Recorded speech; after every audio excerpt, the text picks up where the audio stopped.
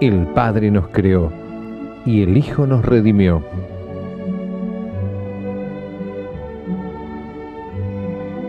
Conocer y amar a Dios exige el esfuerzo de la inteligencia y la rectitud del corazón. Teología para Todos, un curso de religión multimedia.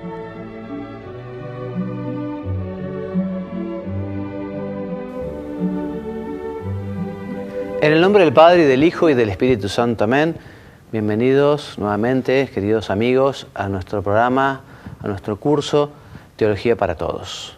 Mónica, ¿cómo estás? Gracias por tu presencia, gracias por tu compañía, gracias por tu ayuda. Un gusto grande, gracias a vos. Bueno, hoy vamos a hablar sobre el más allá. Vamos a hablar sobre lo que se llama también las postrimerías, o sea, lo que viene a los postres, ¿no? Lo que viene al final de la vida.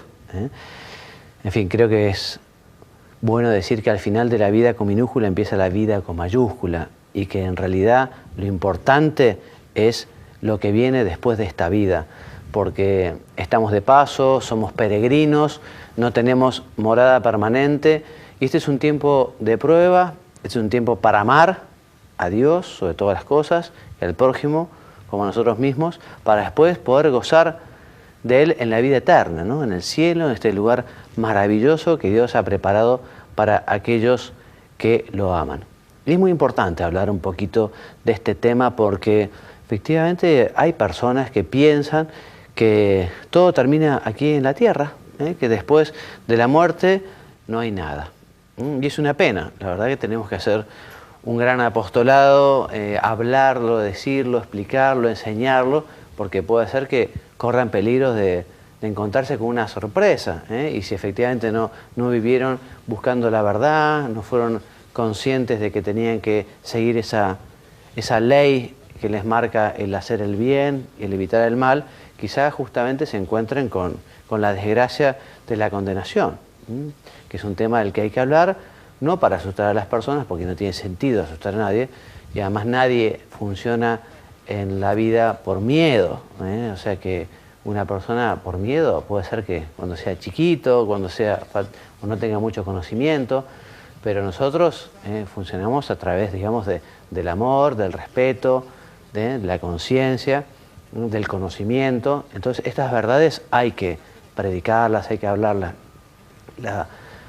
La semana pasada hablábamos, ¿se acuerdan de Vittorio Messori? Contamos una anécdota con un teólogo alemán. Y Vittorio Messori es aquel que también entrevista al Papa y publica aquel libro, al Papa Juan Pablo II me refiero, y publica aquel libro Cruzando el umbral de la esperanza, ¿no? Y una de las preguntas que le hacen dice, dígame, Santo Padre, ¿el más allá todavía existe?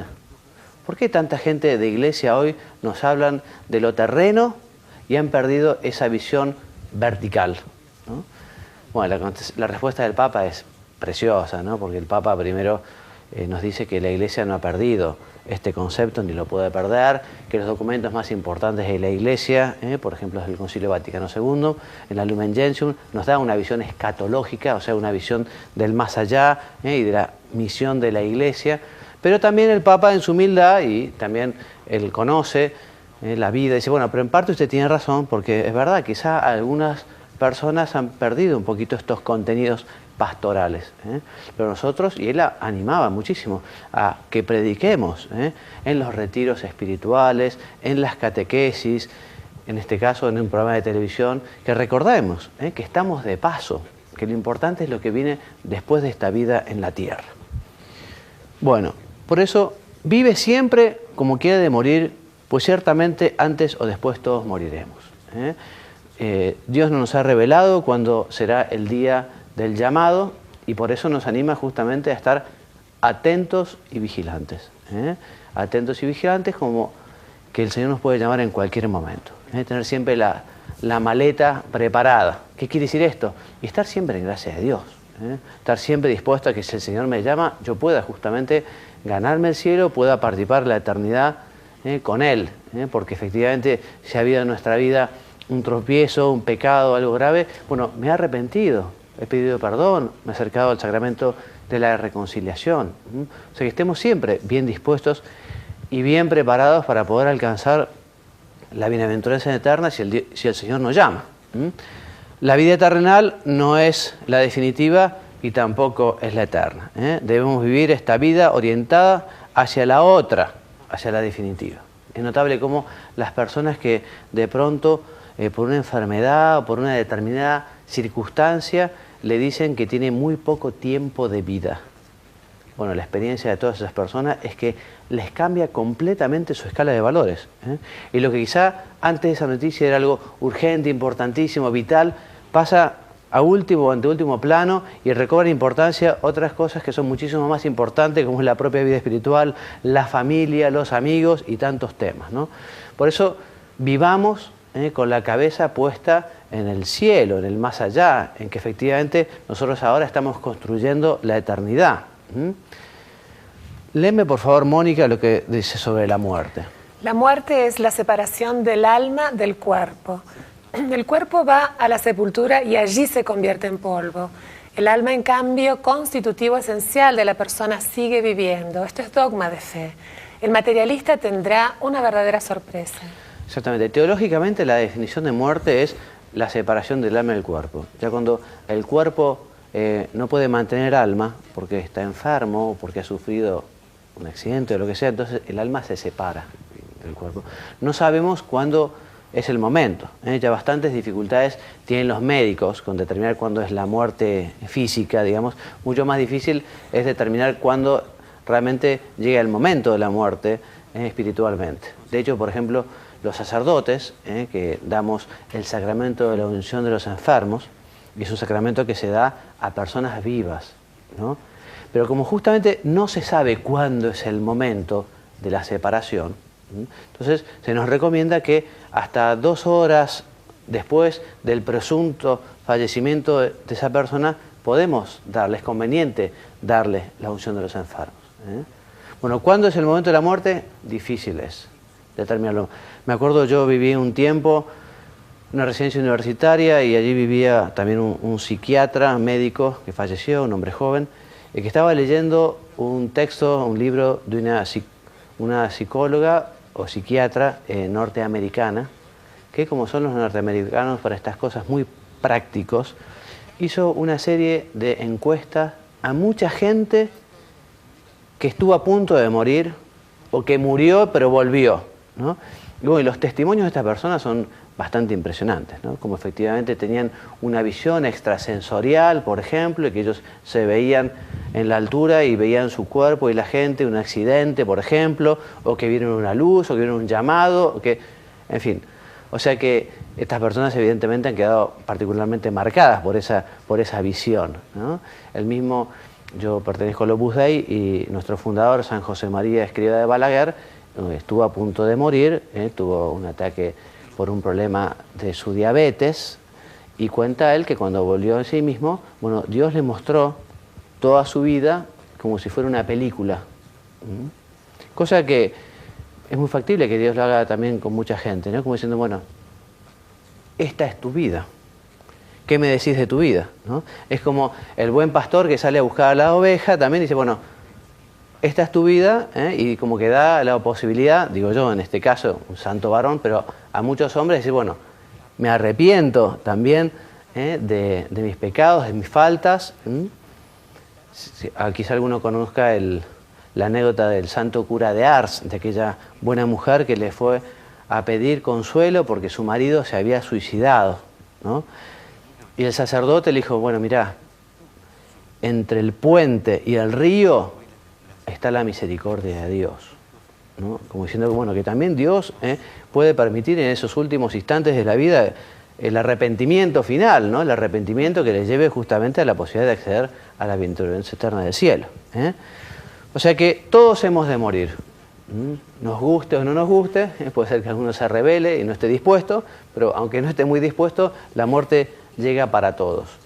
Y es bueno justamente que nos preparemos para este momento, porque inmediatamente después, en el juicio particular, se decidirá nuestra suerte eterna.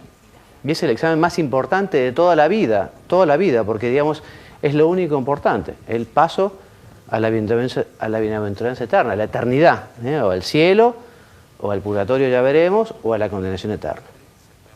Muy bien. Entonces, el infierno, perdón el dibujito si es un poco fuerte, es el conjunto de todos los males, sin mezcla de bien alguno. Y no es que Dios mande al infierno, es que el hombre libremente ha hecho la opción. Es el hombre el que opta vivir de espaldas a Dios.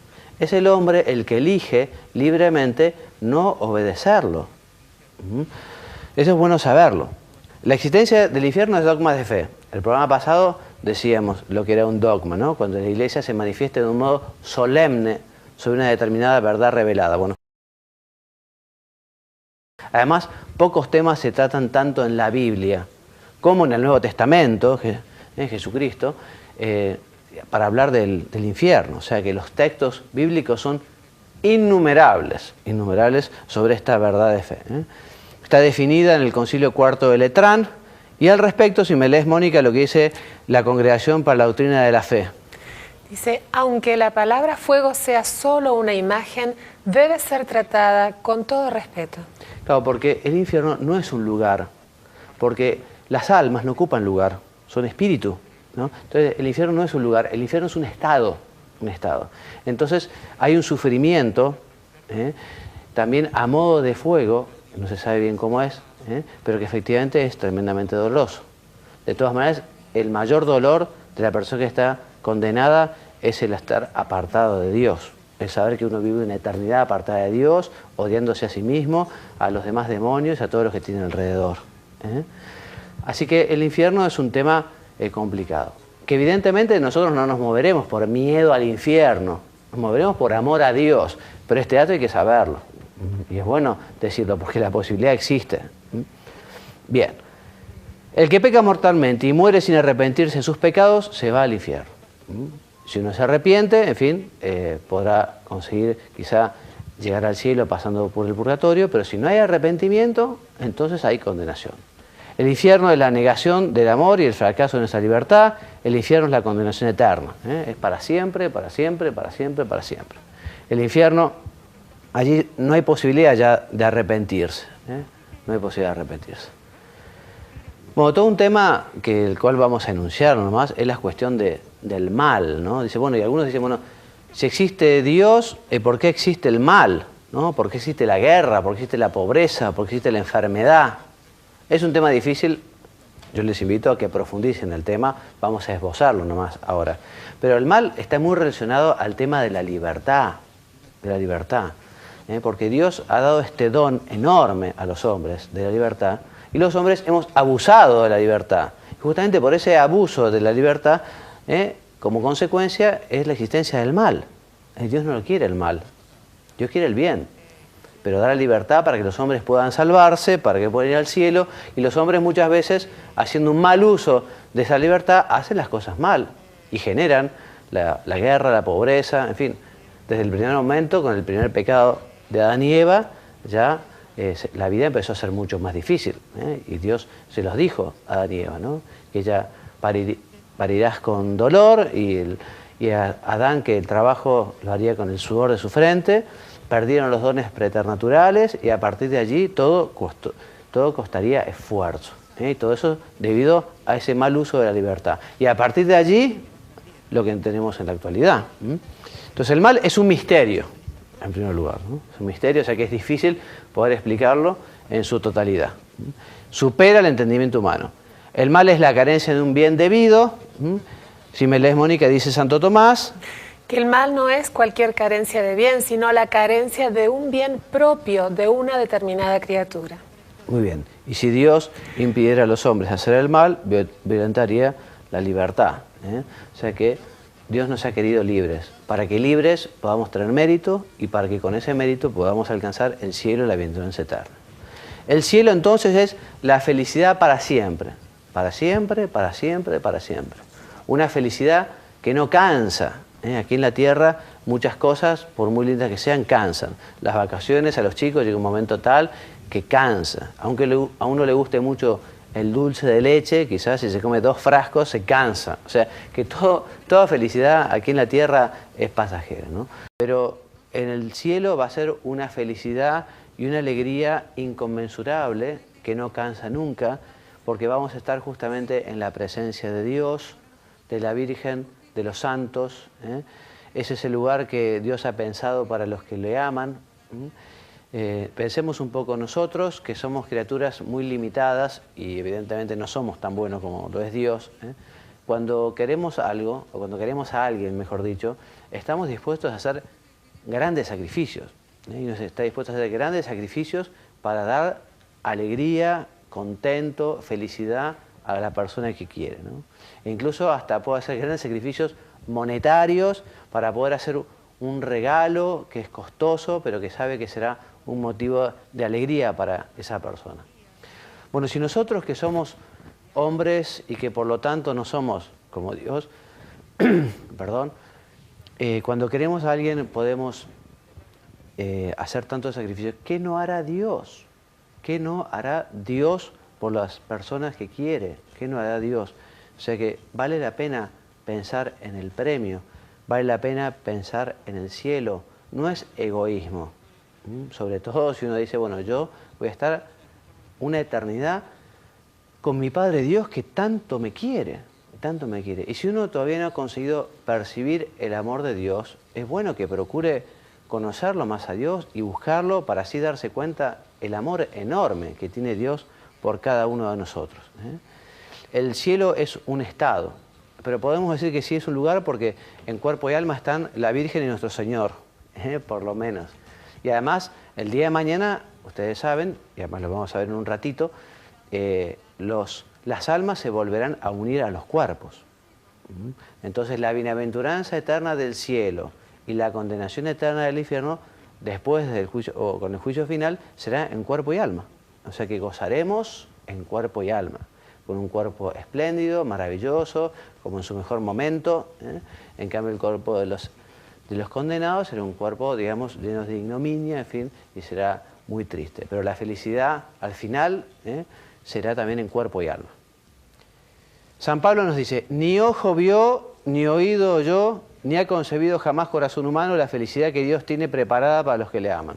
O sea que nuestra imaginación siempre se quedará corta, se quedará corta con lo magnífico, lo bello, lo extraordinario que es el cielo. La única felicidad completa, verdadera y definitiva está en el cielo, y la salvación eterna es el problema más importante que el hombre debe resolver en esta vida. Es lo más importante. Porque si no hemos alcanzado la bienaventuranza eterna, la vida ha sido un fracaso. Ya dice en la Escritura, ¿de qué le sirve al hombre ganar todo el mundo si pierde su alma? ¿De qué le sirve? Si vanidad de vanidades y todo es vanidad, por más que uno amontone bienes, oro, plata, riquezas, nos dice la Escritura, y va citando, princesas, vino, y va citando lo que eran las riquezas de aquel entonces. ¿Pero para qué? Si todo aquello es como el viento que lleva la basura, va y viene. Lo importante es lo que podamos nosotros cosechar, por decirlo de alguna manera, para la eternidad. A los chiquitos en la catequesis uno le puede decir que uno para el cielo tiene como una cuenta corriente, uno puede decir, ¿no? Y bueno, y todas las cosas que uno va haciendo buenas, efectivamente, Dios las tiene en cuenta, para que después, cuando las ponga en la balanza, haya muchas cosas buenas. Quizá esto es un ejemplo muy infantil, ¿no? Pero también pensemos, ¿no? Bueno, ¿cuántas cosas buenas estoy haciendo yo? ¿Cuáles son las manifestaciones concretas de amor a Dios y amor al prójimo que estoy haciendo yo? A veces hemos escuchado, yo he escuchado una vez que los Boy Scouts dicen, bueno, una acción buena, diaria, por lo menos, ¿no? Bueno, y nosotros estamos haciendo todos los días acciones buenas. Hagamos nuestro examen de conciencia y pensemos, ¿qué he hecho yo hoy de bueno por los demás? ¿Qué he hecho yo para manifestarle a Dios mi amor, mi cariño? ¿Cómo lo estoy obedeciendo? ¿Cómo es mi oración? ¿Cuánto lo tengo presente? ¿Cuándo lo tengo en cuenta? Porque efectivamente estamos hechos para la eternidad, para la vida eterna. ¿Qué nos dice Mónica, por favor, si me puedes leer el Concilio Vaticano II?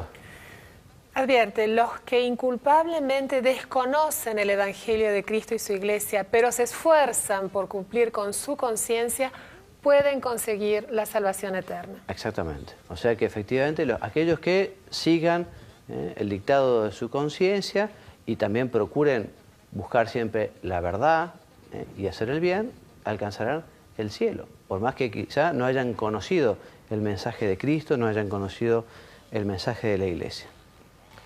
También esto es importante afirmarlo, todos y cada uno tenemos en nuestras manos los medios necesarios para alcanzar nuestra salvación. Porque Dios no pide imposibles.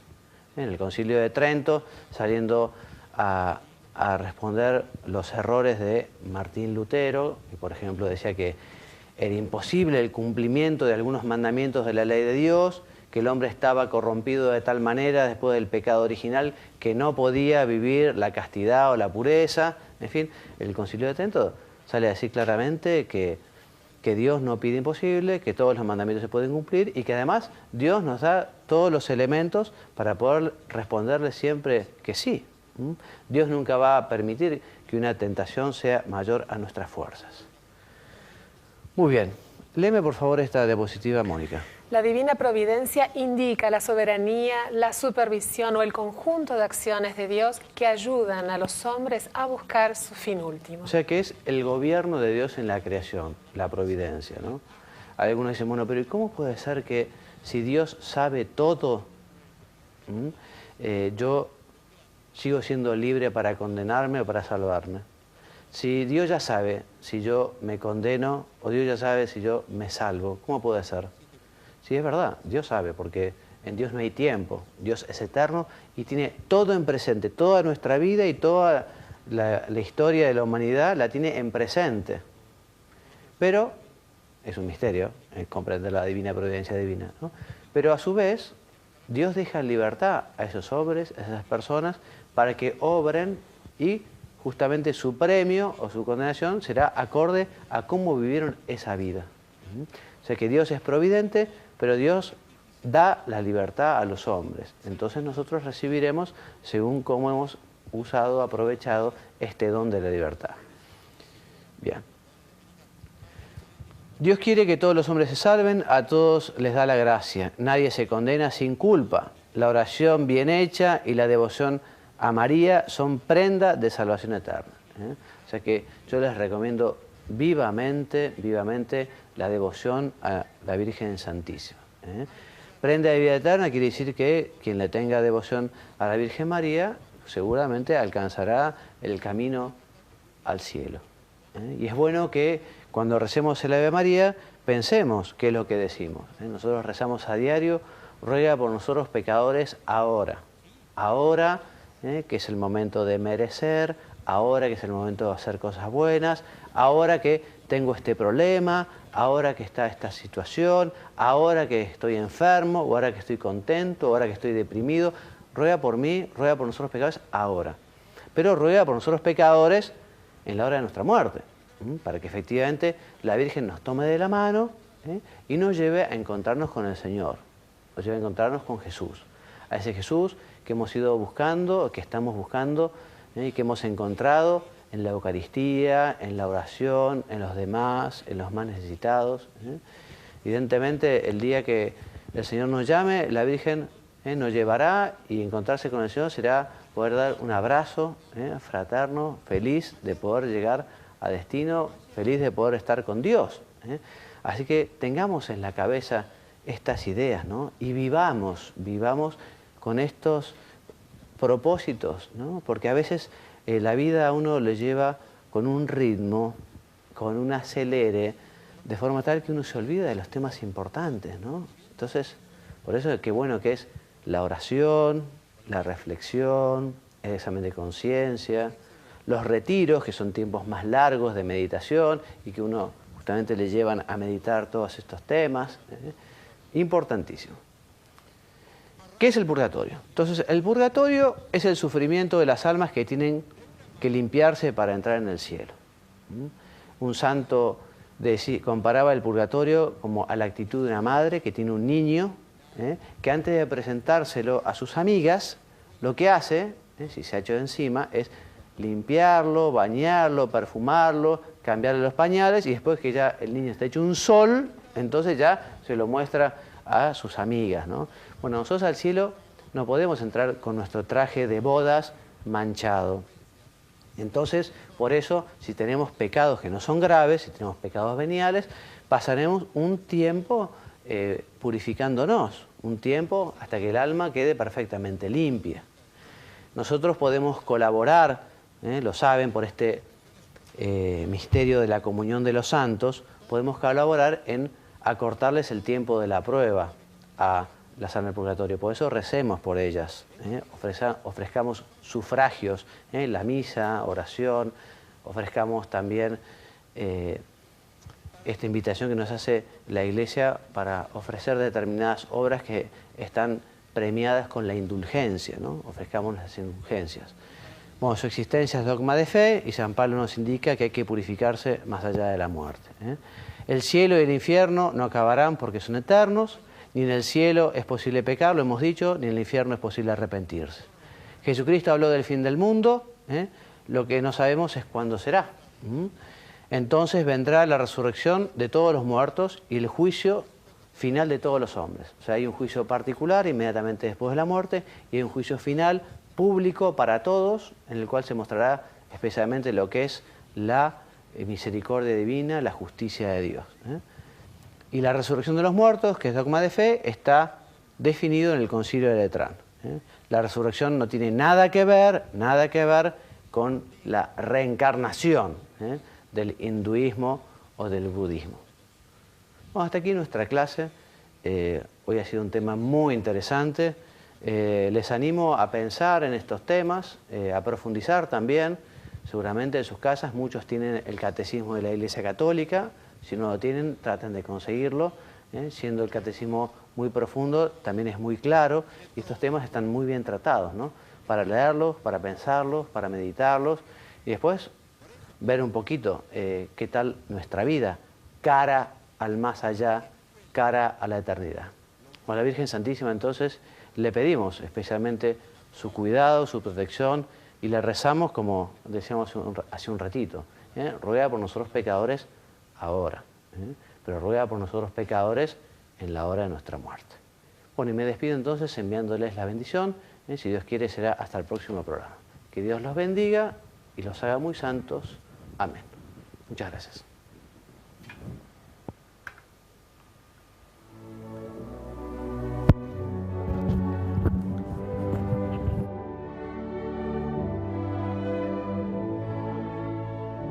El Padre nos creó y el Hijo nos redimió.